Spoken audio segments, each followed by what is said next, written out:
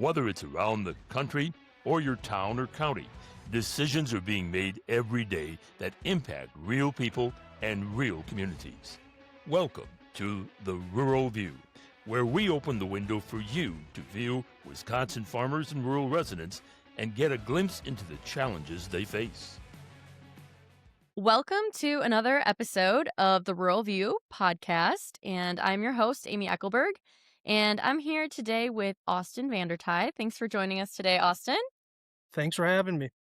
Yeah, so let's just get started and just kind of find out who you are and what you do day to day. So do you want to share a little bit about yourself? Sure. So I'm from Door County, Wisconsin, which we're the thumb. That's us, the peninsula. We have a 40 cow registered dairy farm, and we crop about 400 acres. So that allows us to do a little bit more than just milk. We do some cash crop as well. I'm third generation on the site we're at now, sixth generation total to be farming in the Brussels area. 26 years old. Recently bought the farm on January 1st of this year from my parents. Congratulations. That's a big deal. Yeah, thank you. I graduated from Madison with a dairy science degree and ag business management certificate. Yeah, that's a little bit about me. Well, first of all, I just have to ask, what is it like being a farmer in Door County? I mean, for those of us who live in Wisconsin, we know Door County is like a huge tourism hub. Everyone thinks about cherries and all the vacationing that happens here. But what is it like to farm in that area? It's a blessing and a curse all in one. I'm It's sure. a really good opportunity to show people, about agriculture and really the different sides of agriculture. There's in Door County, I mean, we're pretty diverse. We have dairy, cherries, as you mentioned. There's sheep farms, beef, hogs, chicken. There's a garlic farm. There's a lavender farm. There's strawberries, apples, all that stuff. So it really is a really unique opportunity to connect with the public in many different aspects of their life. Yeah, I think specifically being a dairy farmer in that area is interesting. Like I said, we know cherries is a really big deal. But I mean, have you had some interesting encounters with just tourism in general? Any like stories to share you in that aspect? Well, I think my favorite stories are when people, they pull off to go to the gas station or something and then they don't know how to get back to the highway. They ask, how much further till Door County? And I'm like, well, you're here. Um, you know, This their is it. aspect of Door County is, I mean, they don't think they're in Door County until they cross the bridge in Sturgeon Bay. And I'm like, no, you're here. You've been here. And then you get to, talking to some of them folks, or you get the people that, they bought a house on the Bay Shore and this is their retirement home, or really during COVID, we've seen people actually move up here full time and start working from home. So they have really no idea. I recently built a new heifer barn and I have like protein bins on the side of it. And they thought that I built a microbrewery. Oh, So wouldn't that be a new revenue they see stream? yeah, they seen the stainless steel bins and they thought, oh, there's a microbrewery. And then you get people that'll drive down the driveway thinking they're going to visit a microbrewery when really it's dairy farm. Yeah, I think that's great how you phrased it, though. It is definitely a good opportunity, but I'm sure the stories are plenty with just people asking genuine questions because they don't know. And you guys for sure have a lot of unique visitors there. How did your family end up in that area? Do you know that, being sixth generation? Yeah, so I don't know the exact reason why, but obviously I live in Brussels. The majority of this area is Belgian immigrants. So why they moved here, I'm not real sure. Sometimes I really wonder why they picked Wisconsin. But yeah, and the lineage is tracked. You have a family book about this big that tracks the original four families that immigrated to this area and how you're related to everyone in the town, basically. Yeah, I've heard that quite a bit from our members across the board. The number of times I've said, I don't know why our family settled here is more than a handful, I would say, which is kind of funny. But let's talk about the farm just a little bit. Definitely want to talk about, making that official purchase, but just give us the lay of the land of what you guys have. You said you have cows, you're doing grain, beef too, you said. So just talk to us about the setup, like what you guys are all doing. Yeah, so we have 40 milking cows. We do the whole registered bit, official test, classifying, all that stuff. And that's really opened up some avenues for like selling embryos. My most recent one was I sold a bunch of embryos to a lady in Belgium. We do that. We raise all of our young stock, including bulls, and we sell them as breeder bulls to other farmers, which is a really nice market. And, I'm able to do that because of what was done before me from, my father, my grandfather, really getting the genetics to where they are today on our farm. And then, yeah, we grow corn, soybeans, alfalfa, and winter wheat.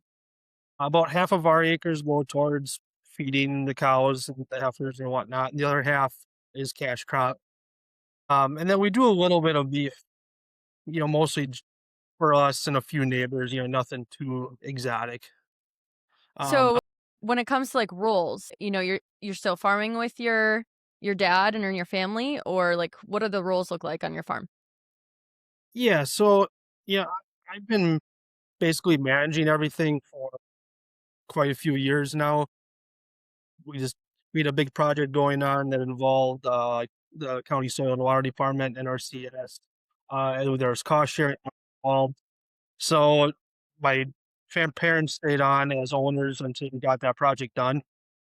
So the roles haven't changed too much since buying the farm. Now I just pay the bills instead of being the manager. But yeah, my parents still come and help me out.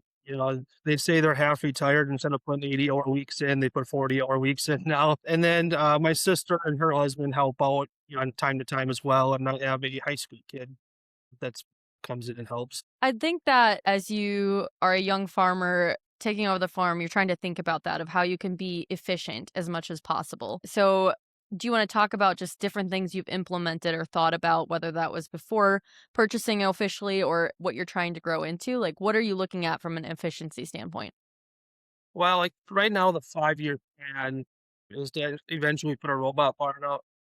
We really wanted to do everything at once with the heifer barn and new manure storage, and then the robot barn. But with interest rates and the cost of inputs, it wasn't going to happen. So that's kind of the long term vision. In the short term, I really don't have a whole lot that I want to change. I think it's just doing better with what we have. And what does that mean to you? We talked about, or when we talk about just sustainability, doing right by the land and making sure you're here for the next generation, like, what does that look like for you? Yeah, so like on the crop side of things is where we've seen the most change in the last couple of years. So we've done a lot more with cover crops, strip tilling, no tilling, stuff like that. On the dairy side, we've implemented a double offsetting protocol for the repro. But other than that, like not a whole lot of changes there. And I always like to just pause for a minute because we do probably have listeners that are not super involved in agriculture. So go back to that off sync comment, just kind of lay it out of like, what does that even mean? Yeah, so it's a protocol developed by a couple professors that actually taught me down at UW Madison, and it's basically a reproduction syncing of the cows. That way, you get a higher conception rate, pregnancy rate, and all that jazz. Perfect. Yeah, I always like to pause. Even our Farm Bureau members, not everybody's dairy farmers, so we like to always hit pause and make sure that we all know what we're talking about. But when it comes to like cover crops and some of the sustainability practices that you're doing in the field, um, some of those things cost money to make changes of how you're doing things, but talk a little bit more about just how that has paid off and how have you noticed it's paid off? Sure. The easiest way to see that it's paid off is we joined our local watershed group, Peninsula Pride Farms, and they really do a nice job of gathering all the data on every farm that's part of their group and presenting it to us in a way that you're like, what I'm doing makes a difference here. Um, but you're right. It does cost money, but in 10, 20, 30 years down the road, I think you're going to see a big difference on the farms that are embracing that sustainability versus the farms that are not. And then you're going to see that in soil health. in your yield and stuff like that. Talk a little bit about being involved in the watershed group of just like what does that look like? The meetings and just the conversation with fellow farmers. Always like to highlight that. That's something that's very unique in our state. We have watershed groups throughout the state that it's all farmer driven. I mean, these are farmers coming to these meetings, talking with each other, wanting to do better things on the land. And I think that's just such a cool concept. So talk about your experience being part of that group. Yeah, so they put on these things called conservation conversations, and they go to different farms on the area that are doing different things, whether it's planting green or multi-species cover crop, different types of manure applications, stuff like that. And they're held, I think, once a month on Tuesdays, and you can go there, and there's usually of take your pick 2 dozen farmers, and it's not even just farmers. Sometimes it's town and county board members that want to see what's going on out there, and you can learn a lot from the other farmers that obviously the one that's been doing this, the ones that have tried something similar, or maybe they tried it on a different type of ground, sandy versus clay, stuff like that. So it's a really good learning opportunity, and it diminishes the risk of like me trying it, because now I can rely on these other people who have done this. And if I want to try it on 40 acres, well, that's 10% of my land.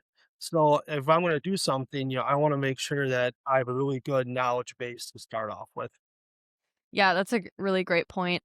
I also liked what you said about soil types. That's also something across our state. Everyone's dealing with a different soil type. What do you guys have in Door County? We have everything. Everything, We right? have, I mean, the further north you go in the county, obviously there's not a whole lot of soil. Just on my farm here, we have uh, a couple fields that are clay and cold and wet. We have sand hills. We have, stuff that's really nice in between. It's smorgasbord. So, and the pro of that is on a year, my sandier ground, I can still get in and get something off and have enough to feed the cows. From the dry year, on that lower clay ground, it'll grow a little better crop, and I'll still be able to have enough to feed the cows. So, like I said, it's another blessing and a solid one. Yeah, I think that's a good way to say it. Sometimes it's a good thing and sometimes it's not, but at least you should have something somewhere to turn to. Talking a little bit more just on the sustainability topic, you've been a former 35 under 35 finalist. So just talk a little bit about being a finalist there and just maybe your Farm Bureau involvement for a minute. Sure. So I'll start with my Farm Bureau involvement. My parents have been Farm Bureau members for as long as I can remember. My father was the Door County president for many years, more than I've been alive, I think. Um, I think so. so, county board wise, I don't sit on my county board. I'm active within the county, but if he's on the county board and we have a smorgasbord of, the different types of agriculture and people that want to sit on our county board. So for me and him to both sit on our county board, it doesn't make sense. So I let him do that. I still help out with the activities. I sit on the Volunteers for Agriculture Committee, or and I'm on the Policy Development Committee. I was in Collegiate Farm Bureau in college.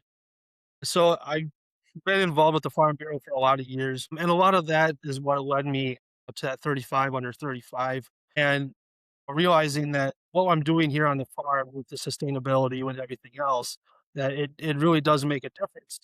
But it doesn't make a difference if you're not putting that out there, letting people know, like, "Hey, this is what I'm doing to make my community, a better place." Yeah, and I would say too that our YFA program, our Young Farmer and Agriculturist program, is a great way to connect with others that are in that age group, 18 to 35.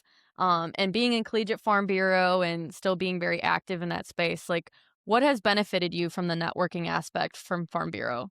Oh, I can make if I have something here that I haven't seen before, I have a plethora of knowledge a phone call away from contacts that I've made, whether it was, down at UW Madison, part of Collegiate Fund Bureau, or going to annual meetings, or the YFA, or, any of the, committees or events I go to through Farm Bureau. And those contacts, you know, their value is immeasurable. So, speaking about just the topic of young farmers, what challenges are you having specifically? I mean, when we talk about young farmers, sometimes we're talking about farmers who are in their 40s.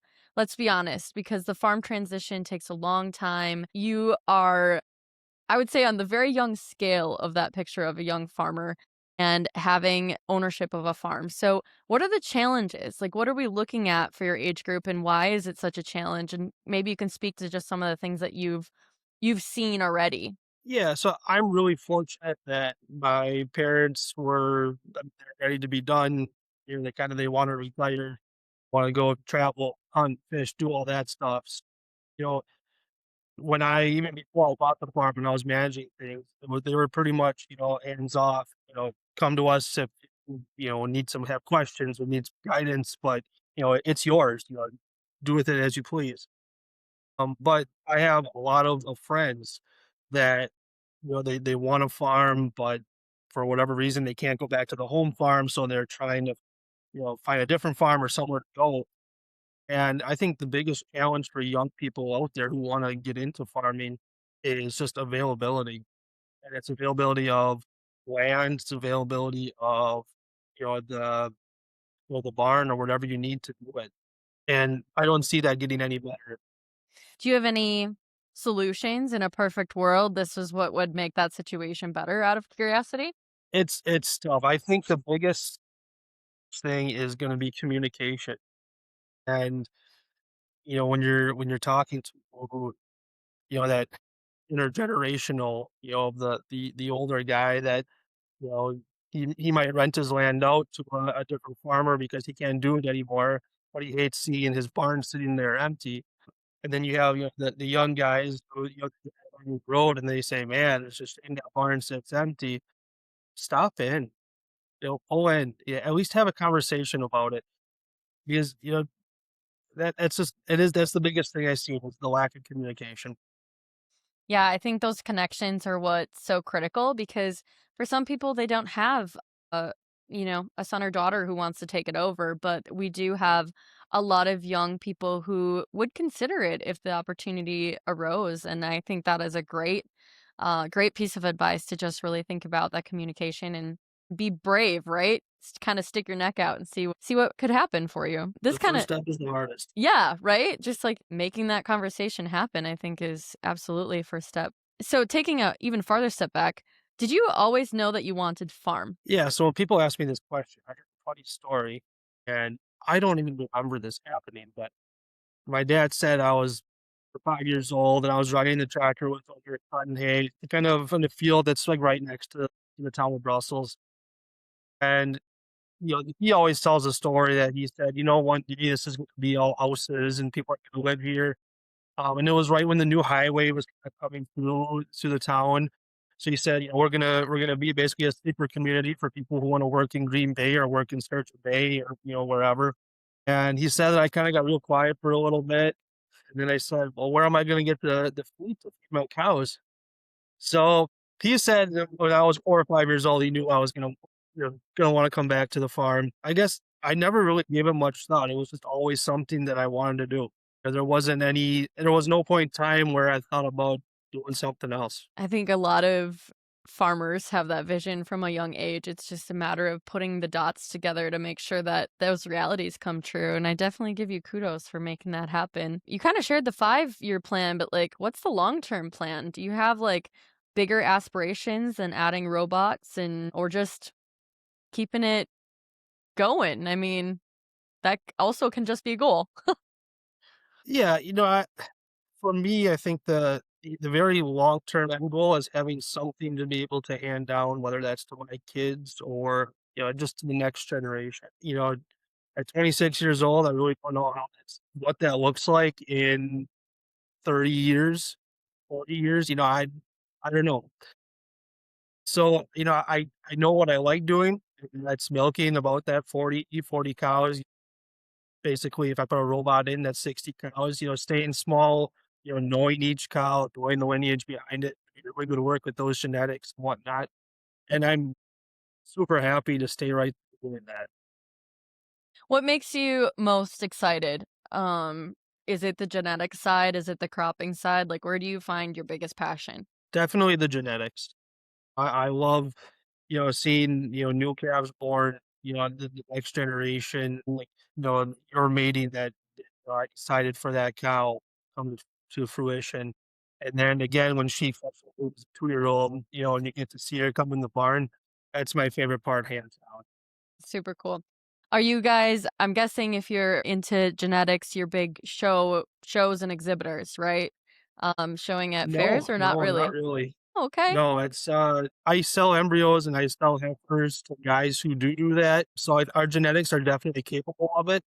There's just not enough time in the world, for me. Showing doesn't excite me. I like going to the shows and watching all that, but when you realize all the work that goes into it, I don't have the money nor the time, It's like a to whole really, 'nother job. do it. Yeah, and to do it, like, on a scale where I'd be happy with, where you're competing with the best, it's not something I wanna do right now. Yeah, that's fair. It does take a lot of time and also a lot of effort if you wanna do it right. It's sometimes as a person who showed cattle just at their county fair and then, going I would go to, like, the World Dairy Expo, I just thought, "I can appreciate all this work, but I this is not for me." Yeah, right, I mean, there is an art to it Yeah. that I'm not even sure I possess, to be honest Mhm. with you. I was one of those, I showed at the county fair, my sister showed at the state fair, I never did. Yeah, like I said, I'm more than happy to provide that genetics to people and let them do with it as they please, but it doesn't excite me.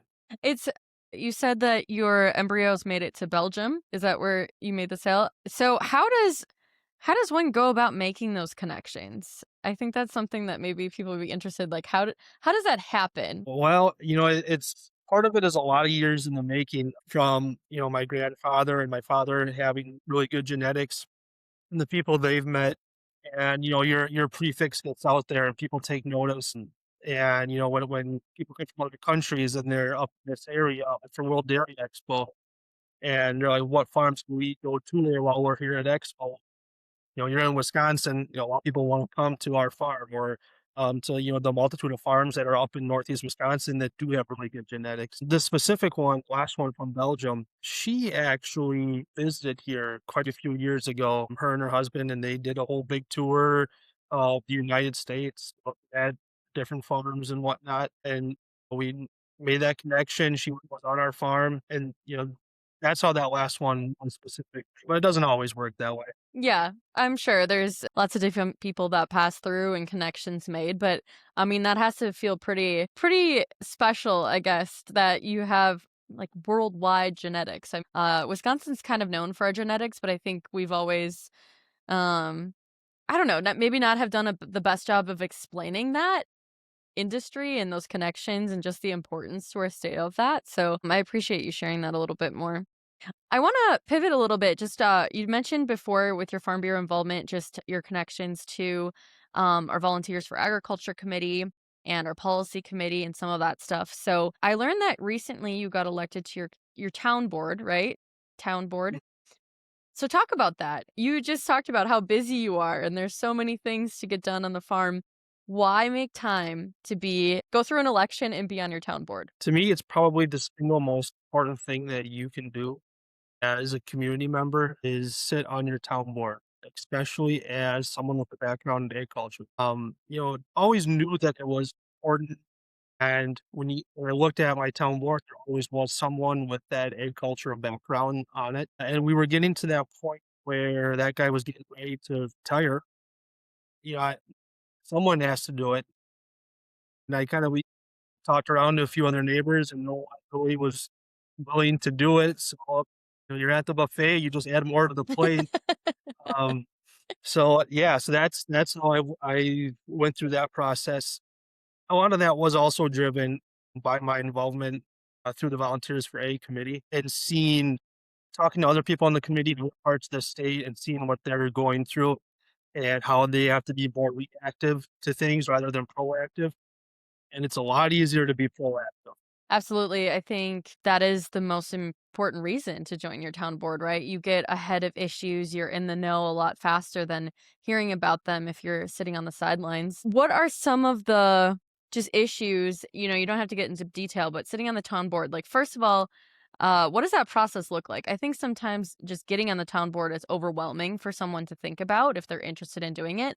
And then just talk about some of the issues that you guys work on, because I think that's also sometimes mysterious of like, well, what do they talk about in town board meetings? Sure. Yeah. So the process is actually quite easy. You contact the town clerk, you get your nomination papers. In the town of Brussels, I needed 30 signatures to appear on the ballot. So you take one afternoon, you walk up and down the road and you get your 30 signatures and you submit them to the town clerk and you're good to go. There's wasn't a whole lot of, you know, campaigning or any of that. You're in a small town, you go to the tavern one night and you get about half the town while you're there. So So true.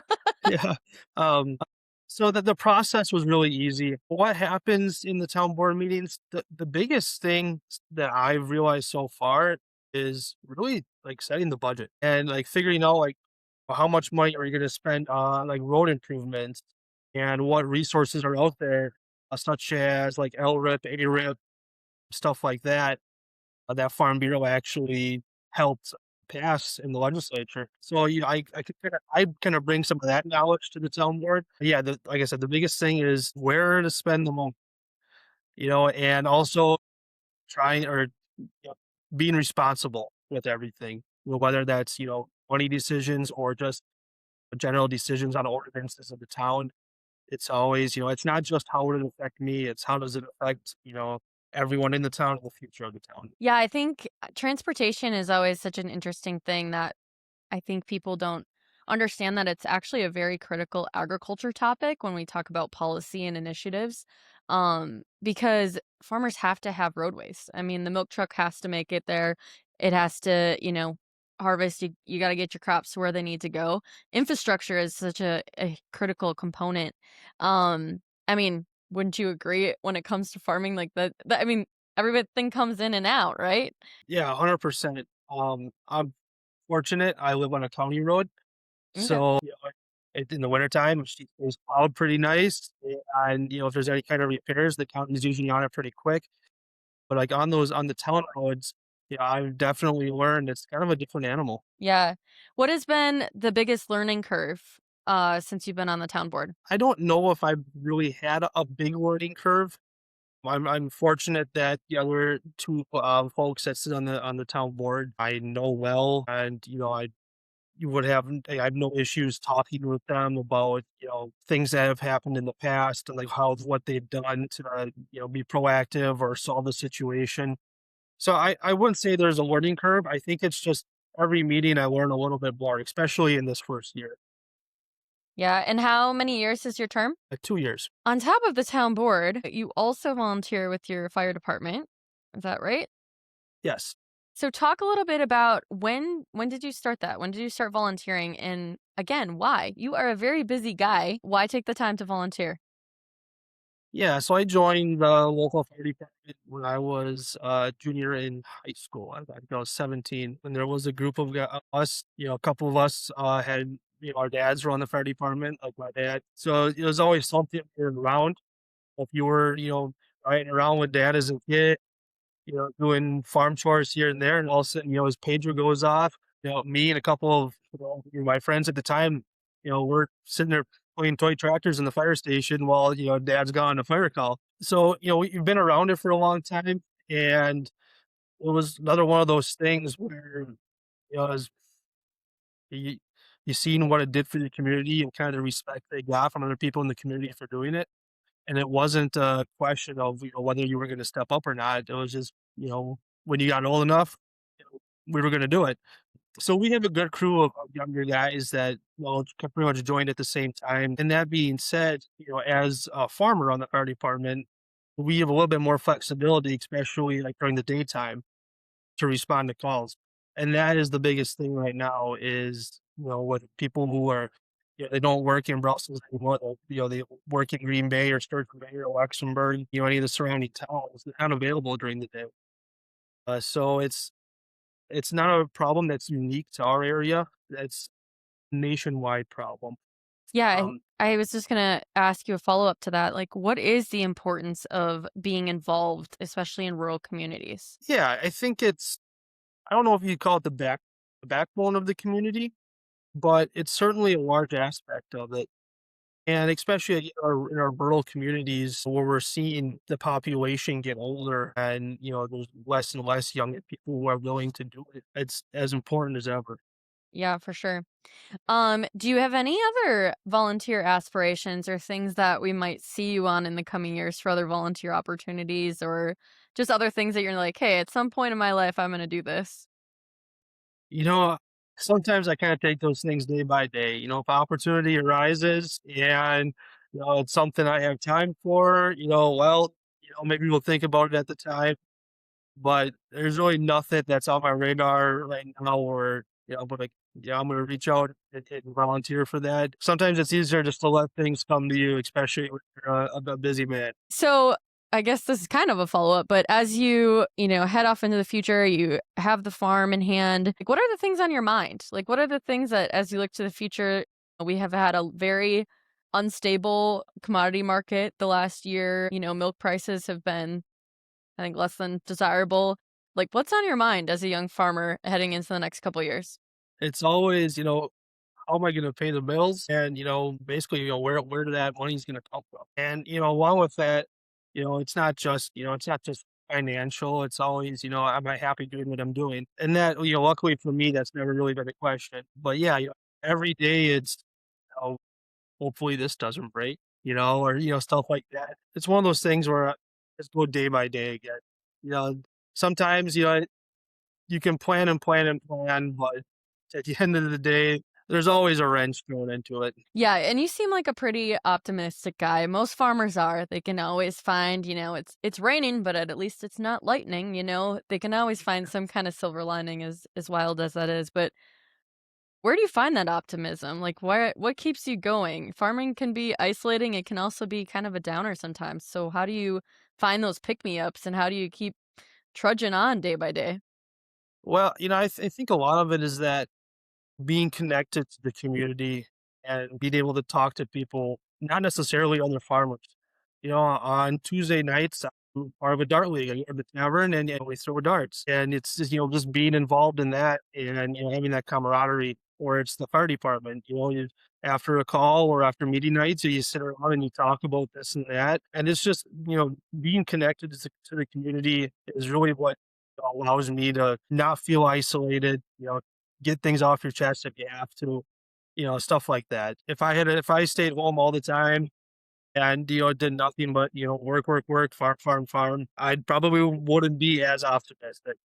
Yeah. No, I think that's great because I was gonna ask that as we kind of wrap up today. I was gonna ask like what is your advice to those collegiate farm bureau kids who are looking to come back to the farm and they're coming in and the list of challenges are long, but there's a lot of opportunity too if you do it right. So what is, I say your younger self, but you're still pretty young, but like take yourself back 5 years, what advice are you going to give to our graduating a group of farmers this year? The first thing is going to be stay connected. And that's going to be stay connected to yourself, to your farm, to your family. Everything's not going to work out exactly the way you want it to or the way you planned it to. But if you stay connected and put roots and get involved in your community, those opportunities that you're striving for will come along. I love that. That's a good answer. All right. Well, I think we're gonna wrap it up today. I like to end with kind of a quick fire though, so some odds and ends questions of just what's your preference. So, and sometimes these make friends, and sometimes these make enemies. So, answer however you want to. But red or green tractors? Whatever's the best deal, I can't afford to be picky. I got both. Hey, that's fair. That's fair. Chocolate milk or white milk? Chocolate milk. Do you prefer planting or harvesting? Well, I will say when I have chocolate milk, I do mix it. I put like 3/4 chocolate, and then I put a little, like white milk from the ball tank in there, and that's the stuff. So are you mixing your chocolate milk? Like, are you buy it in the gallon chocolate milk, or you're getting like Hershey syrup, or like what's your chocolate recipe? If I'll use Nesquik to mix, I'm but also a I Nesquik fan. also it's tough to beat like Lamer's chocolate milk, in the glass jar. It's tough to beat. I'm also a fan. I actually drive there just for their chocolate milk because it's not too far away from my house, and they get you. Like, there's something about it that is worth making the drive there Yeah, for. So I agree it with is that. good. Yeah. All right. Do you prefer planting time or harvest time? I think planting time because you're coming out of winter. It's getting warmer outside. It just makes you feel good. You'll be turning some dirt and putting some seeds in the ground. Winter's gone. You don't have to think about it. Yeah, it feels good. It feels good that we're moving forward. Um, Favorite TV show or podcast right now? Oh, Maybe you don't have time to watch TV. I know you're a busy guy. no. That's why I put in I think my podcasting. favorite TV show is actually Clarkson's Farm. Oh, okay. I absolutely when I was told that I had to watch it and I seen the previews, I thought this is gonna be some hogwash show. And it's actually like, yeah, you're watching this Jeremy Clarkson Farm who has doesn't know what he's doing at all. Mhm. But like the lessons that he's learning is actually like really valuable if you have never been, around agriculture before. And he does show like the raw side to farming in a very humorous and easy way to watch. Nice. Well, I'm glad you get a chance to like watch some TV because I'm always fearful about our farmers not knowing too much about pop culture, but that's what social media is for. And then last quick fire question is, what is your favorite Farm Bureau activity? I would say policy development Really? because it is. It is. Even when I was in Collegiate Farm Bureau, my dad was always, like a delegate for Door County, so he'd be down there for the business meeting on Monday for the policy stuff. And I would drive, from Madison to the Dells isn't that far. So like on Monday, I'd usually skip classes and I go sit in the back and I would listen to the policy development session at the annual meeting. So yeah, at the county level, I also really enjoy it because we have all these different backgrounds and we might not agree, but we're still a Farm Bureau family and we can disagree very civilly. And I enjoy the banter. Yeah, I think that's great. That I kind of was surprised by that, but I love that answer. And all right, well, thanks for hanging out with me this afternoon and just giving us a preview or a little, I don't know, recap of what you're doing up there in Door County. And looking forward to more tourism stories in the coming years from you for sure. Yeah, absolutely. Thanks for having me. Wisconsin Farm Bureau is the unified voice for agriculture. When decisions are made that affect our farm, Farm Bureau makes sure I have a seat at the table. Wisconsin Farm Bureau is shaping policy, developing members, and engaging consumers. I know my concerns are heard, and I can stay focused on what matters most: feeding, clothing, and fueling my community.